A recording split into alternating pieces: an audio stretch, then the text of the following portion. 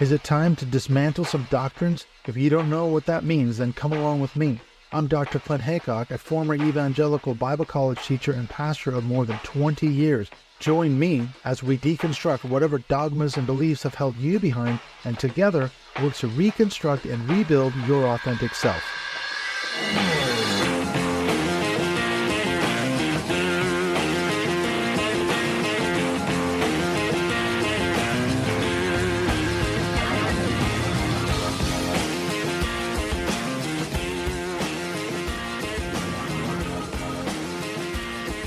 I'm really pleased to welcome back returning guest, Dr. Warren Throckmorton, to the show. So welcome to the Dismantling Doctrine podcast. All right, thanks for having me. Really appreciate it. I'm really glad you reached out to me because, yes, you've got a new book coming out that we're going to be talking about.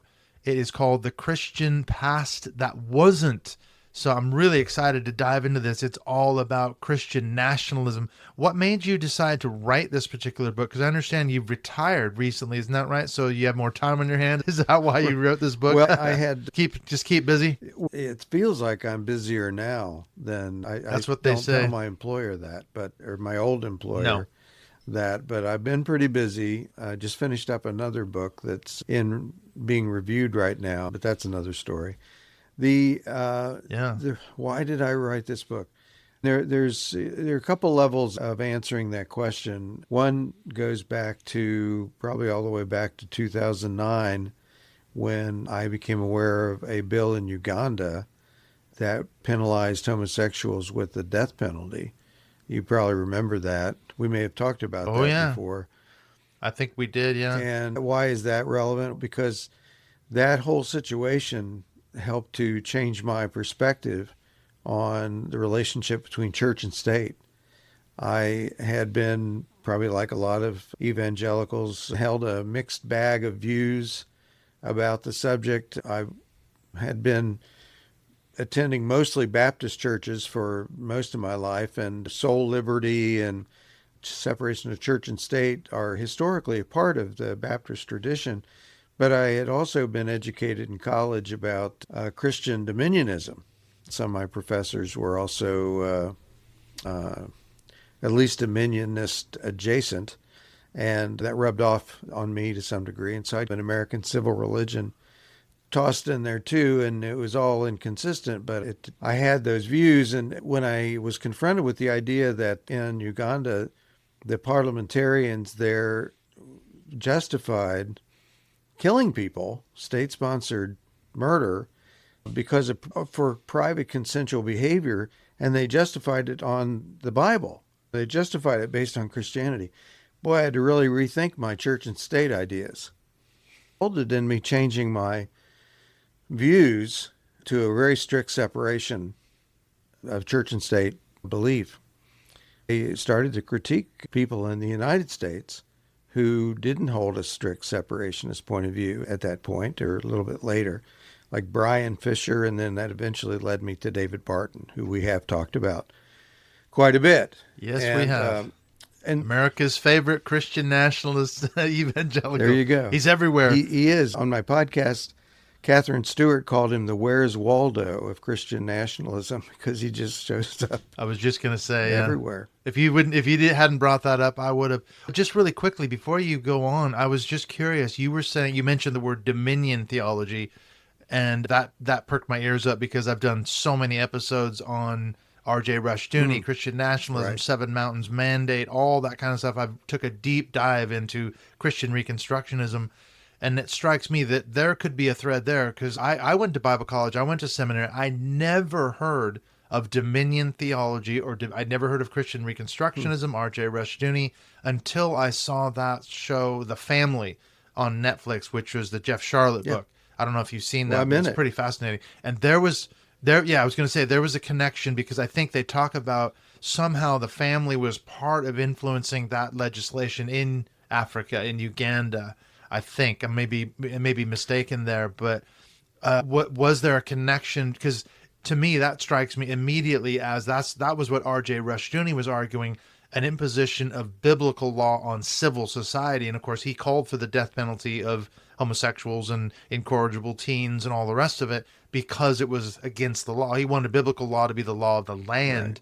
That was the Reconstructionist angle, wasn't it? Yes, that's right. And yes, there was a connection, or there is still a connection between the fellowship and certain actors in any number of countries. But at the time, the lead mover of the bill was David Bahati, and Bahati was a leader in the Ugandan prayer breakfast movement.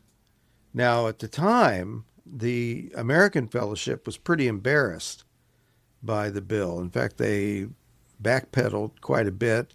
I attended the prayer breakfast in 2010, and primarily the reason I was invited was to interview Doug Coe, who was at the time the spiritual leader of the group, so he could tell me that the Ugandan approach to homosexuals was not the teaching of Jesus. And he wanted me to, I interviewed him for quite a bit, and I wrote that interview up for Christianity Today. It was a major public relations problem for the American fellowship to have, and Jeff Charlotte unearthed that. Jeff was the one that found that connection. And initially I wasn't sure about it because I didn't know about it. And then Jeff kind of educated me on that subject. But the difference was the American fellowship didn't want to be pinned with, they didn't want to be associated with the bill. And I think Coe was pretty sincere that he didn't think that was the answer. He didn't think that was the way that it should go. And yet, Coe had for many years, and Jeff documents this in his work, for many years talked about reaching the kings, reaching the leaders, political leaders, exactly, and then having a trickle-down effect to the rest of a nation. And wow, they took him seriously in Uganda, and they thought they would legislate Christianity for the masses. And their understanding of Christianity was that homosexuality was forbidden by the Bible, so let's take that into civil law. And again, at the time, for a lot of evangelicals, that was a wake-up call. This is not, they didn't think that was the right way to go, and I certainly was one of them. At least it really hit home to me that Christian nationalism, first time I used that term was 2011. Christian nationalism, or the idea that the church or that the state should privilege Christianity, it's somebody's view of Christianity. Exactly. It's an interpretation, right? Fundamentalist Christianity or whatever it might be is not the way to go. And not only that, and here's where we come to the book. Not only that's not what the founders intended. If you go into the debates of the Constitution when the founders were looking for an improvement on the Articles of Confederation, 1787, in Philadelphia, they had a summer where they debated and they argued and they squabbled about it. What did they do? Did they go in there looking to create a Christian republic? No, absolutely not. They did not. In fact, Ben Franklin said, guys, we ought to pray about this every day, ask God's blessing. And they didn't do it. They didn't even vote on his motion. They didn't pray. Did they mention God in the Constitution? No. Did they mention religion? Once, and that was to forbid it as a test. And so... Exactly, for public office. Exactly. And so when they formed our government, when the founders formed our government, they wanted to prevent holy wars. They wanted to prevent one religion from dominating another. And that's the real heritage of the United States, is pluralism and tolerance. And it just seems that today's Christians don't seem to get that. So I wrote the book. It was exactly the opposite. I mean, there are a lot of books to combat that. There are a lot of books written on this subject. This is just my hat in the ring to say this is not the Christian nationalism is not the heritage of the United States, as much as people were religious. And yet, yeah. But exactly, it's separation of church and state, it's tolerance and pluralism. And that's what I want to stick up for. And that's the interesting thing I've found, just as a general observation. We talked about David Barton before, wall builders. I've listened to a lot of his videos. I've seen him on the Kenneth Copeland show talking about his thing. And I've watched his clips of live presentations that he does in churches and various organizations. And it's like this fire hose of quotations from the founding fathers and influential figures. They even bring out that quote from Ben Franklin. Look, Ben Franklin himself said, we need to be praying about this guy, but they don't read the context. Like I said, they actually never did. But one thing that strikes me about it is guys like David Barton, who is this machine gun of quotes that it's like a blizzard of stuff coming at the audience. Why is it that they somehow have this hermeneutic whereby whatever the founding fathers said somehow is still binding for today? That's their basic argument. It's like the hermeneutic of a fundamentalist approach to the Bible. I think that whatever the Bible says, according to my interpretation, is somehow still binding today. It's the same. Why do we have to live according to what, let's say, Thomas Jefferson, George Washington, Ben Franklin, whoever it was, said 250 or more years ago? Where's that hermeneutic come from? Well, here's I think the ironic part of the answer to your question. There are some things the founders did that are binding. It's called the Constitution. Right. That's binding, exactly. But they don't want to go by that and go by those. And the thing is, the founders and everybody else for that matter in the United States has free speech and freedom of religious expression. So I personally don't have a problem with those quotes. The founders were allowed to speak their mind and say what they wanted about religion, just like anybody else. But what did they do when they got together to create what is binding? They didn't mention God. It was very possible for them when they got together in Philadelphia, they could have said, let's dedicate the nation to God. Let's put it right in the Constitution. They could have done that. Any time they could have done it, that would have been the best time, wouldn't it? Well, it would have been the only time. If you think about it, because they're creating a government that's supposed to last. They're improving on the Articles of Confederation. They're saying, if we're going to confederate, this is the chance we have to do it. And their state constitutions mentioned God. It wasn't like it was this new idea that somehow they didn't know about. They knew about it. Forgot to put God in there. And that's quick. Go back and edit the document. Oh, we forgot. They didn't forget. Whoops. And they had lots of examples. Mistake. They just didn't do it because they didn't mean to do it. They didn't do it. Exactly. They chose not to. They were obviously intelligent men. That's the thing, isn't it? The historical context. We're talking 18th century. They're coming out of the Enlightenment context. So many of them knew that they're coming out of Europe. The Puritans had been very persecuted and everything in various places in Europe. So yeah, they didn't want to create a similar environment that they had escaped from, in a sense, for religious freedom in America. So why would they create a state church that then has hegemony over the whole population? The whole point of America, or a big part of it, wasn't it? It was to come there for religious freedom and pluralism and everything else. So it goes against everything. The whole point of America's an Enlightenment experiment, basically, in many ways, isn't it? Yes, and they didn't even have to go back to Europe for examples of religious favoritism. They just had to look to the states and the colonies. The colonies' experience was that whoever's in charge is going to persecute the dissenters. The Puritans came for religious freedom for themselves. But Roger Williams barely had been off the boat that he started rubbing people the wrong way. And it didn't take but 5 years before they banished him, and he had to escape in the dead of night in the winter to trek south on his own. The Indians saved him. The native people, the Narragansetts and the Wampanoags, saved his life so that he could go on and establish a true religious freedom colony in Rhode Island. The founders didn't have to look to Europe. They did, but they didn't have to. Sure. Because the Puritans cut people's ears off and bored holes in their tongues and hung 4 Quakers for not having the same views as the Puritans did. And the founders, they look back at their own history, colonial history, and said, no, I think we'll just not do that. Exactly. It's interesting because my family, I've done a bunch of research. I live over here in the UK, and my family, the Haycock side, they come from England, Shropshire area, and I did a bunch of research on that. And it turns out they were Quakers, and they were persecuted by Cromwell after the English Civil War for being dissenters. So, and it wasn't that long ago, 17th century. So it's not that many, a couple hundred years back, really.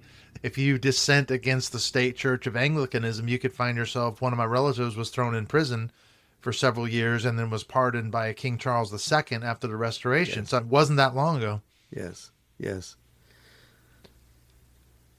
So this is the question I have then. Who gains, who benefits from promoting this myth of Christian nationalism? Because it really is a myth. I was thinking about when I was reading your press release that you sent me. When I was a kid growing up in the States, I grew up in Seattle, and I was a kid becoming a Christian in 1979, baptized for the second time. My pastor was a proud supporter of Jerry Falwell Sr., the moral majority, started in that year, and he was fond of pushing a lot of what I didn't know was Christian nationalist ideas then in 1979, but he was getting it from a guy like Jerry Falwell. I remember going to the Seattle Center when I was a kid. I think it was 1976. I don't know if you remember this, but Jimmy and Carol Owen, they were like big Christian music stars. Yeah. And they produced a musical called If My People. Oh, yes. This is really interesting. People want to look this. I don't know if you remember that, but we actually went and saw them at the Seattle Center. And it was all based on 2 Chronicles 7:14, which is ironic because Trump, of course, just the other day in the Bible reading marathon, that's the verse that he read. If my people who are called by mine, I can still quote it now, will humble themselves and pray and all that. And that was applied to America. This has been a long time coming. But who benefits now? Who gains from promoting this myth? The idea of a Christian America isn't really about history, because if you go back to the convention, if you go back to the era of the founding, and you really look at what happened, you find that they didn't set out to create that kind of government. And so claims to the contrary must be about something else, must be about something in the present. And I think we're seeing it acted out in the administration currently, that Christianity is one of the evangelical group is one of Donald Trump's key demographics. His supporters are largely in that camp. And so I think politicians use Christianity. And in this time, in this last decade or so, they've used the more conservative branch of Christianity to gain and keep political power. It's a reciprocal relationship. The administration gives evangelical Christians something of what they want, and then they give him their support and look the other way when he does and says things that are just outrageous that would normally violate. Posts a meme of himself as Jesus, or gets into a slanging match with the Pope. That would ordinarily violate their sensibilities, their morals. They don't hold him accountable for that.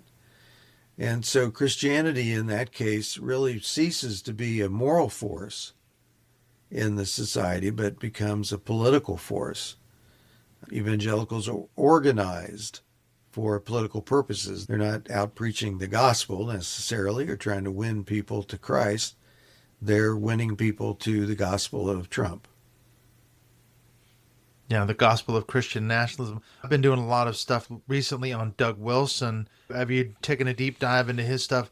But it's interesting because we've been talking to some of the people from the Sons of Patriarchy podcast, and we looked at that interview. I think it was on CNN maybe 8 months or so ago.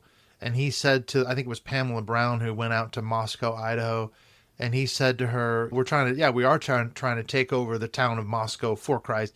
But he said, it's not just that. I want to see Idaho a Christian state. I want to see America a Christian nation. And I want to see the world a Christian world. And now he's got Pete Hegseth sitting in the Pentagon. And it's just come out not long ago that Pete Hegseth has become officially a member of the CREC church plant there in Washington, D.C., and so he's even more directly under the control, if you will, of Doug Wilson, because he's got this church plant. So here's a guy who's certainly benefited from Christian nationalism. He's got Pete Hegseth with Trump's ear, literally, and it's not that many degrees removed from Pete Hegseth back to Doug Wilson.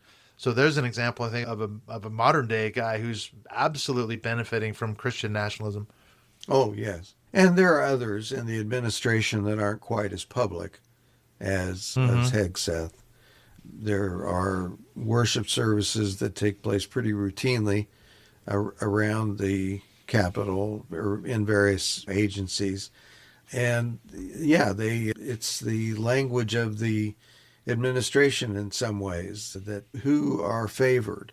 When the administration talks about religious liberty, they're not talking about religious liberty for all religions. When they're talking about anti-religious bias, they're not talking about bias against Hindus or Muslims. In fact, ignore that. They're talking only about a certain group of Christians. In fact, they're not talking about all Christians. They're talking generally, the way I've been writing about it lately, is pro-Trump conservative Christianity is the quasi-established religion of the administration.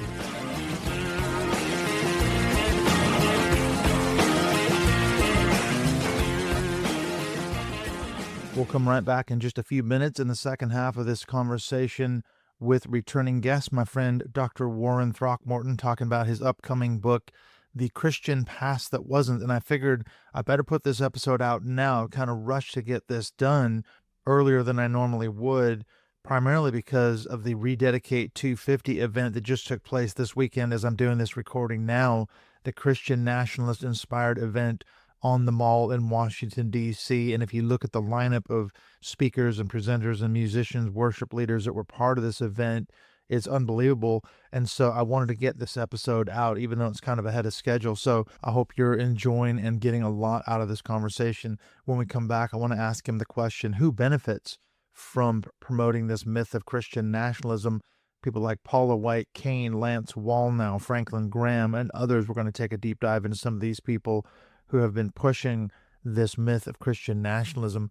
I just wanted to mention what's coming up here in the next few weeks. Tonight, as I'm doing this recording now, I have finally got a scheduled interview with Gareth Gore, the author of the book Opus, which is all about Opus Dei, which I consider to be a Catholic sort of dominionist cult that has made huge inroads into American politics as well as other things worldwide. So finally, we have scheduled this with Gareth Gore, so I'm really looking forward to that.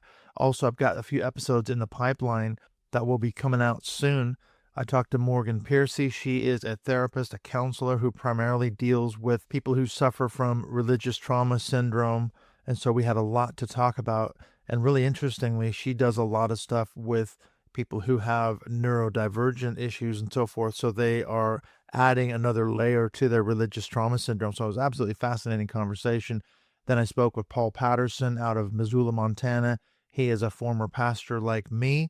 And so we had a really good conversation about deconstructing and then reconstructing spirituality and other topics that we got into in our conversation. So those two are coming up in the next few weeks. And then also I'm going to be, hopefully, I keep saying this, but I want to put the episode out with a couple more chapters from my book, Not So Shiny, Not So Happy People, How Bill Gothard Church and Family Taught Me Christianity Doesn't Work.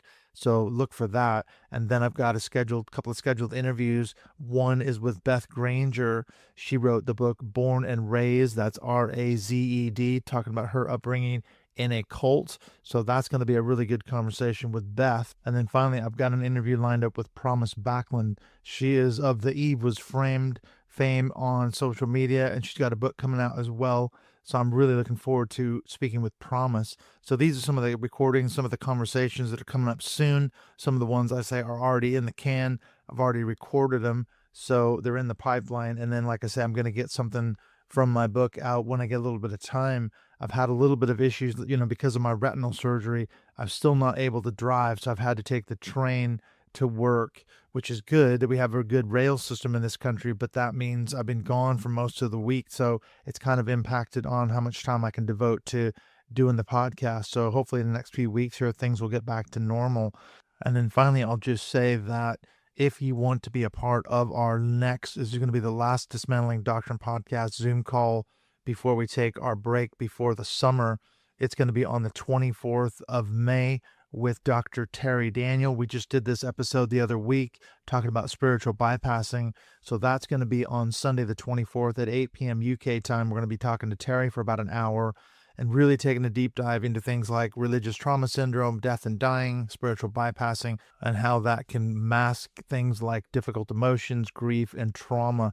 So if you want to be a part of that, you can join the Dismantling Doctrine Podcast Patreon community. And as always, the links to that are in the show notes. All right, let's get on back into the second half of the conversation with Dr. Warren Throckmorton, looking at his book, The Christian Past That Wasn't.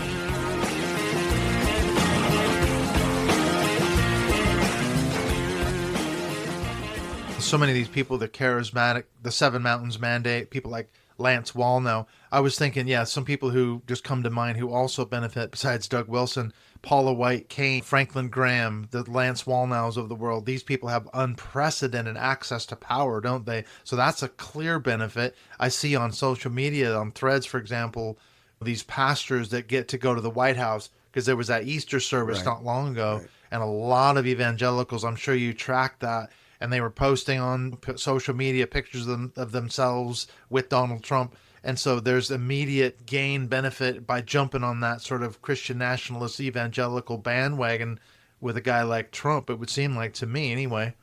Well, and that's right. And one thing that I thought of when you were talking is that I think your listeners should know and should keep in mind is that the differences that ordinarily occur in Christianity, some of the doctrinal differences, for instance, like between charismatics and evangelicals, Catholics and Protestants, those are often just wiped away by these kind of alliances. You mentioned Lance Wallnau and Franklin Graham.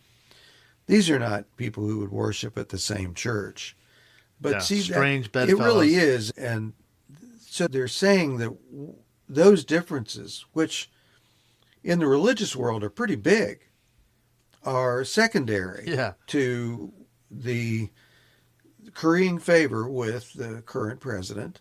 That's why I call it pro-Trump Christianity, because you can be if you're not pro-Trump, then your Christianity is not quite enough.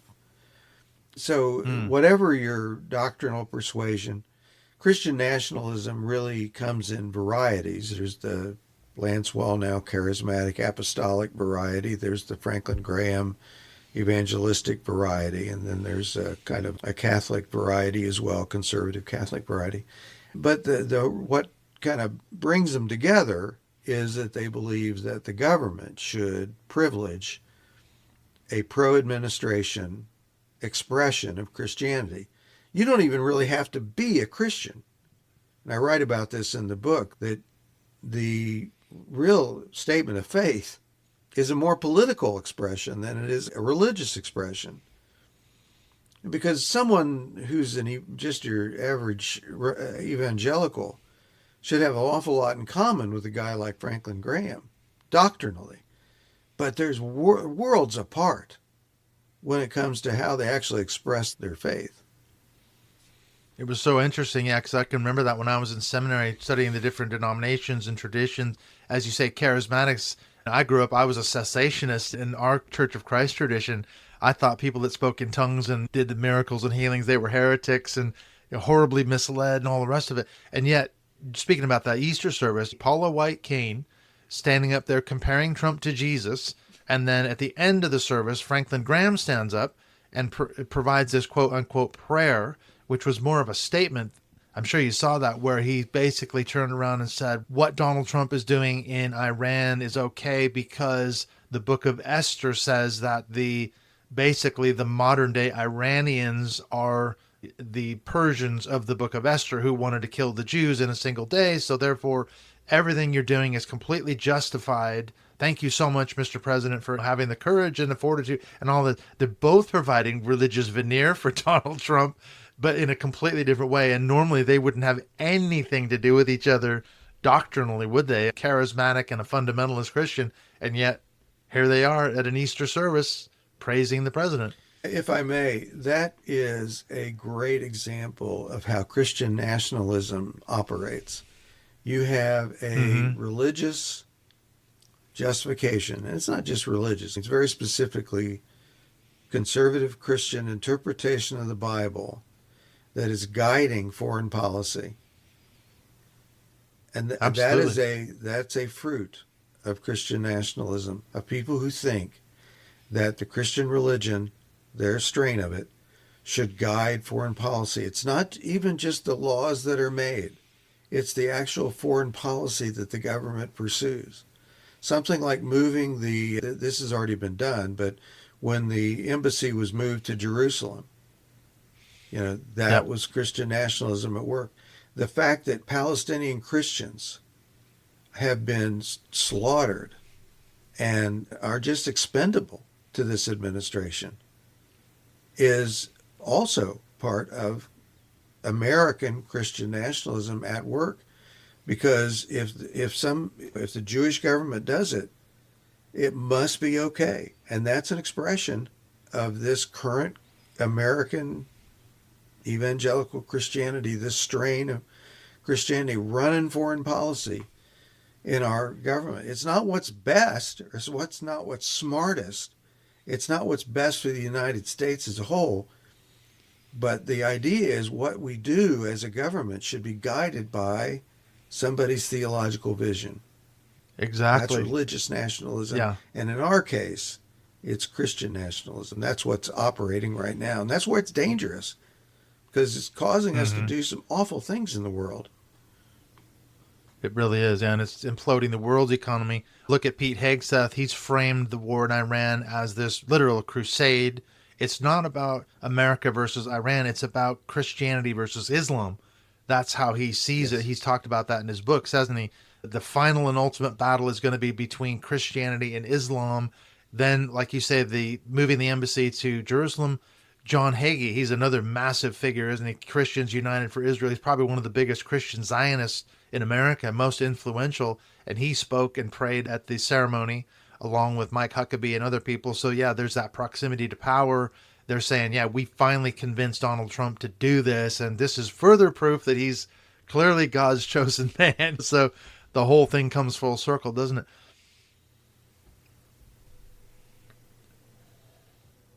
I'm interested now. You talk about in your book, you attack 7 major myths of Christian nationalism. I'm not sure we don't want to go through all of them because we want people to buy the book. But one of the ones that jumped out to me was you talk about, did the Puritans actually make a covenant with God? Because that's a big one. That's the sermon that was preached in Southampton before they left and they said, and I can't remember his name now, but he was the Winthrop. founder, one of the founders. Yeah, John Winthrop. Winthrop. And he says America is going to be this shining light on a hill, and this is the gospel is going to go out from here to the rest of the world, and it's just amazing. And they saw themselves as basically the new Israel. We're coming to America for, like the Canaanites, we're going to displace the Native Americans. So they've got that idea that they're the new Israel somehow. How does that then translate into what we see today? Did they actually have a covenant with God, and is that binding today somehow? You would think that this would not be a matter to contest, that you would think that a sermon from 1630, a model of Christian charity, John Winthrop, where he says something about we'll be a city on a hill, that nobody would think that would be binding today or that have any effect. But just the other day, Senator Josh Hawley from Missouri essentially said the exact thing. He said that we are a covenant nation and the covenant goes back further than the Constitution. And he went all the way back to Winthrop's sermon and said that America is a covenant nation because of what Winthrop did. It's really pretty incredible. So I spent a whole chapter on the idea of covenant in the book and why that's just absurd. Whatever happened in the 1630s, of course, the Constitution changed because that's the law of the land. And the supremacy clause of the Constitution makes it very clear that the Constitution is the law of the land. The Puritans came to this continent and they did want religious freedom. But they wanted religious freedom to create a godly community. And their government, such that it was at the time, was to be modeled after the scripture. And it was very self-conscious in that way.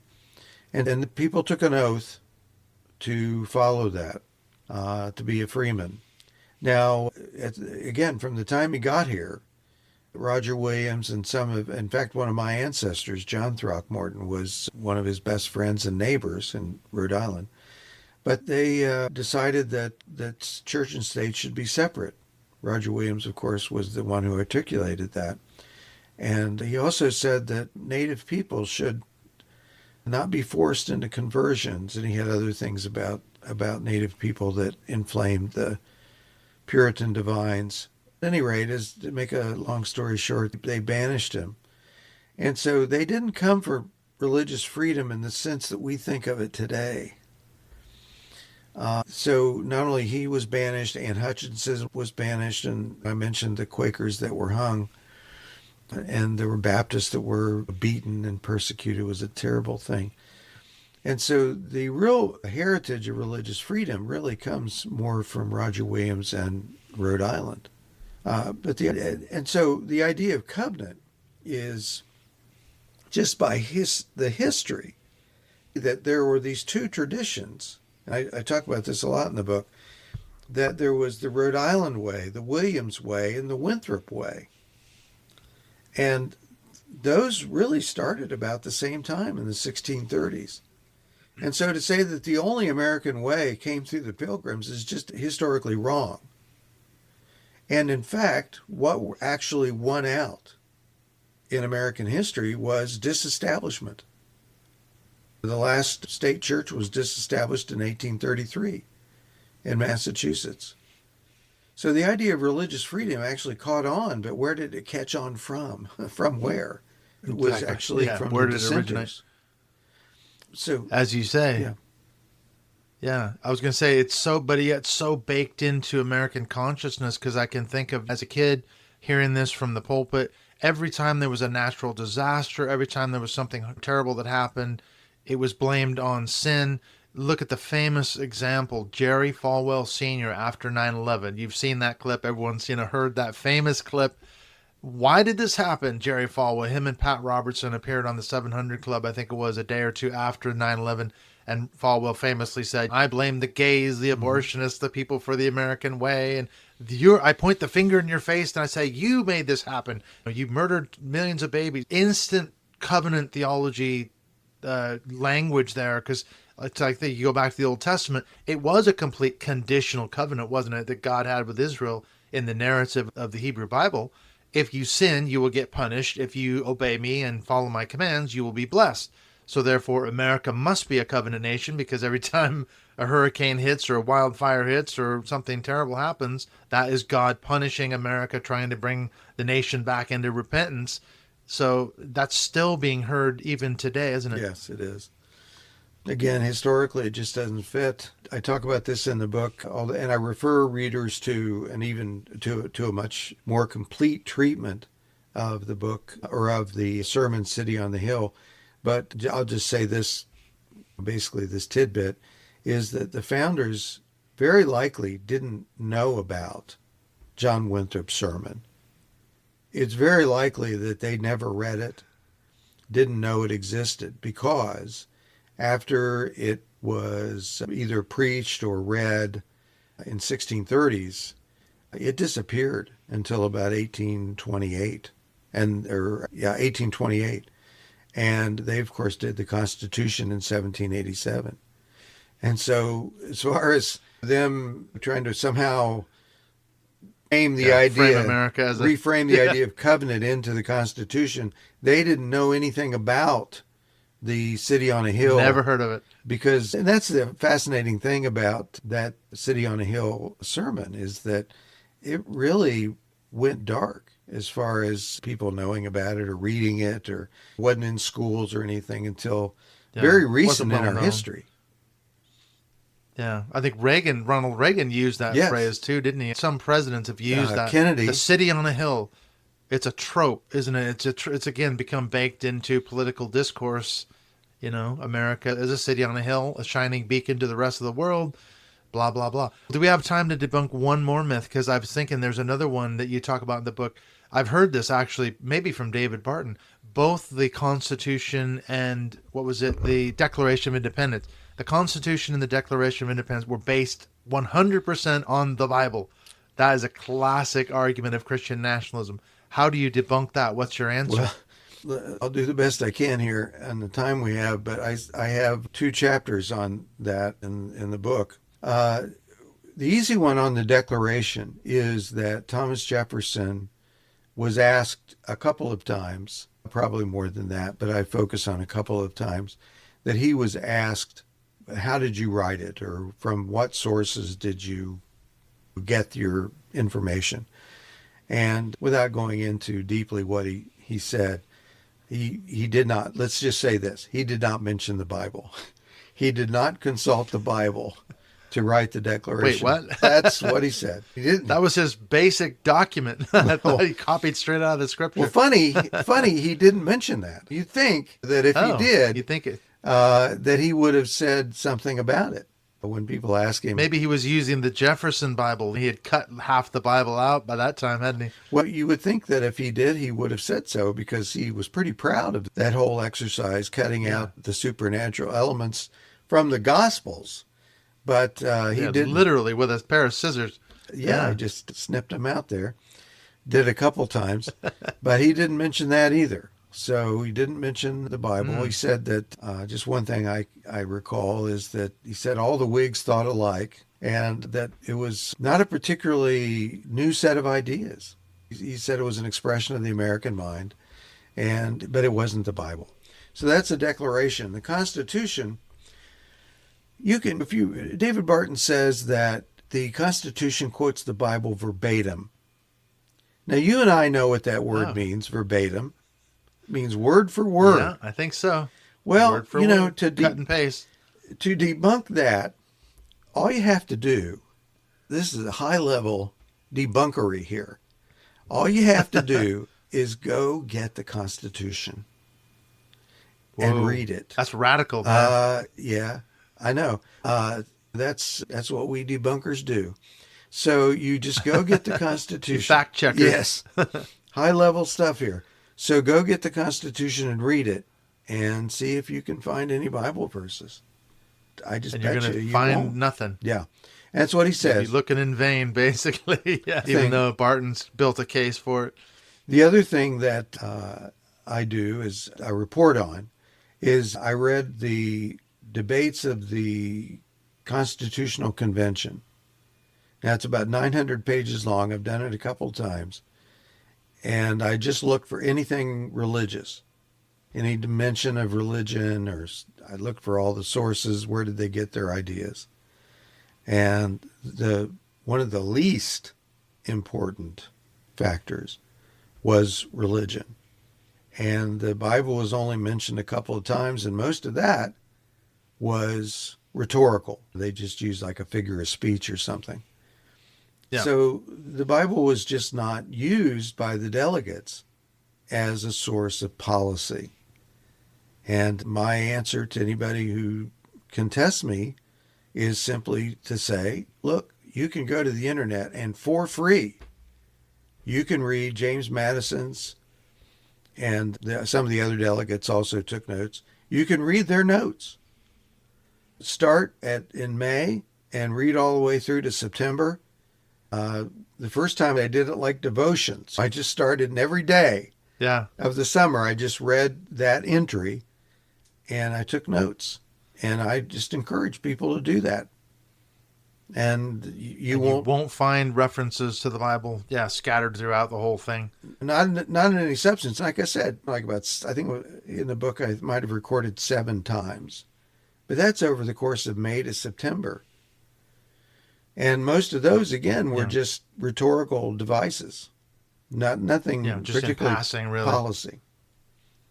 Yeah, the way they make it sound is almost like it was a sermon. The Bible says this. We have to guarantee to found everything on scriptural principles and scriptural teaching. That's just not the case. Like basically you're reading the meeting minutes, essentially is what you're saying, isn't it? This is what they talked about. These were the discussions that they had, and it was not founded on all these biblical principles at all. You've done the hard work. You've done the research. Well, when I did that, and the first summer I did that was because Barton had started to say that the Constitution was based verbatim on the Bible. And I thought if I was going to find that, it would be in the debates and the minutes of the Constitutional Convention. Because surely, if they did that, it would show up in their deliberations. And I just simply didn't find it. Yeah, just crickets. All right, so you've got this book coming out. I've got the whole title here. It's called The Christian Past That Wasn't, Debunking the Christian Nationalist Myths That Hijack History. Now, it's coming out in the middle of May. Where can people find this book? And then the other question is, how can they get a hold of you if they want to talk to you on social media? Is there a way to contact you at all? Okay, let's start with christianpast.com. That is the website that supports the book, Christian Past. You can now, right now, actually, Amazon has started fulfilling orders. I don't know why they started. So you can pre-order the book. Well, it's not even pre-order. You can go and order it now and get it in a couple of days. I don't know why they started doing that. My understanding initially was that they were going to wait till May 19th to start fulfilling them, but they jumped the gun a little bit. So if you want to get the book, you can just go there and get it. I think Barnes & Noble is also doing that. But if you want to get it from some other source, ChristianPast.com has a variety of online booksellers that where you can get it. And my Substack, where you can contact me, is .substack.com. So that's the best way to find out what you're doing, what you're working on as well. That's right. How often do you post on your Substack? Recently, it's been pretty frequently. There's unfortunately a lot of material in the news, but at least once a week. I try to post once a week. Yeah, so I'll put a link to the book website as well as your Substack in the show notes. So thank you so much, Dr. Warren Throckmorton. It's always a pleasure to bounce ideas off you and get some answers. I wish I'd have taken one of your classes. I think it would have been really interesting to sit and pick your brains, but this is kind of like me attending your class for an hour. So hopefully people have enjoyed this conversation. We'll go out and buy the book as well. So thank you so much, and I'm sure we'll touch base again. All right, thank you. Appreciate it.